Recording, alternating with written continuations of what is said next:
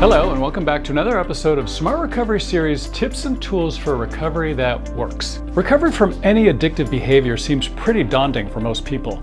The easiest course of action is to do nothing about the problem, but doing nothing isn't an option anymore. You know you have to make a change.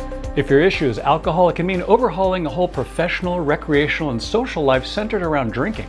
And if you're addicted to drugs, it means depriving yourself of a substance your body craves every day.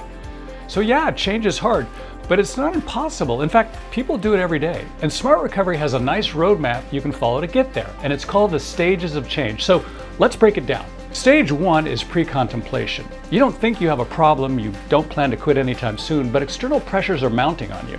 Your spouse has maybe said something about it, maybe your boss has written you up for being late, your parents are threatening to cut you off, or you get your first DUI.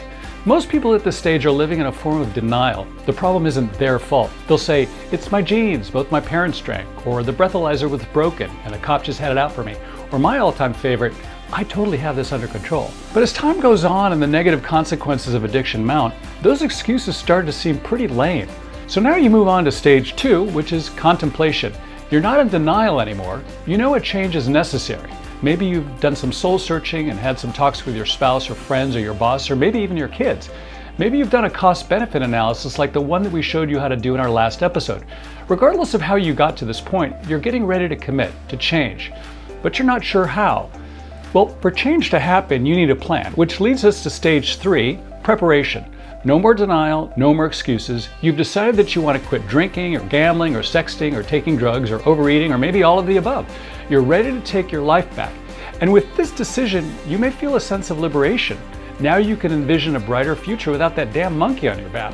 You're putting the past behind you and you're evaluating possible solutions. Maybe it's inpatient or outpatient rehab, or maybe it's smart recovery meetings, which we highly recommend.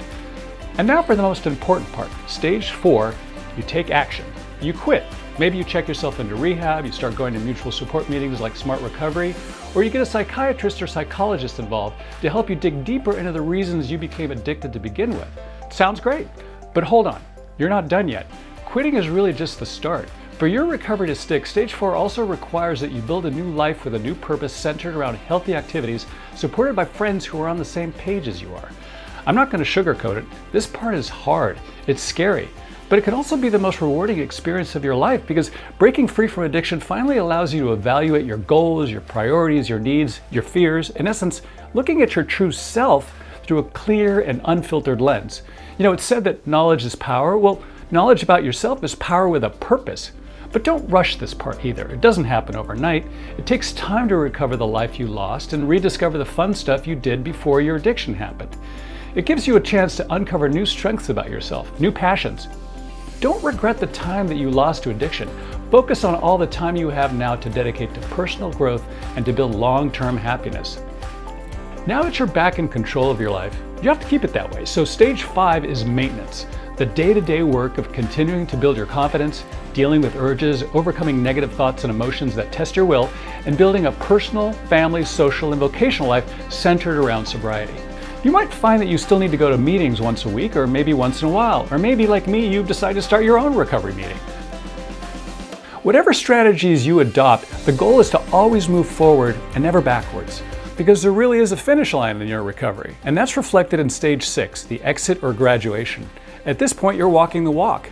You've rebuilt your life around what really matters to you and gotten rid of a habit that simply has no place in your life anymore.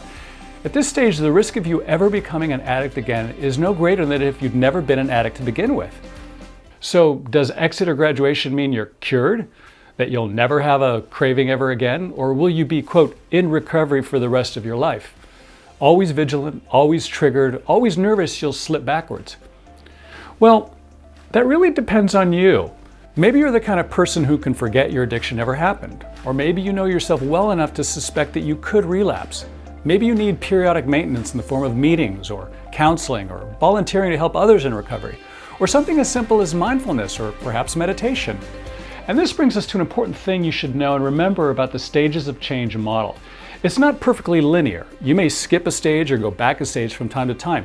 According to Dr. Carlo DiClemente, the scientist who developed this model, most people will try to quit their addictive behaviors and fail several times before they get it right. But That's okay. That's to be expected. Relapses happen. The key is to learn from your slip-ups instead of letting them defeat you entirely. It's like riding a bike. You fall off the bike. So what? Get back on the bike. Hey, I hope these kinds of smart recovery exercises really help. If you've used them, we'd love to hear from you. Drop us a line at tipsandtools@smartrecovery.org. And as always, thanks for joining us. Don't forget to like and subscribe, and stay tuned for our next episode of Smart Recovery's Tips and Tools for Recovery that Works.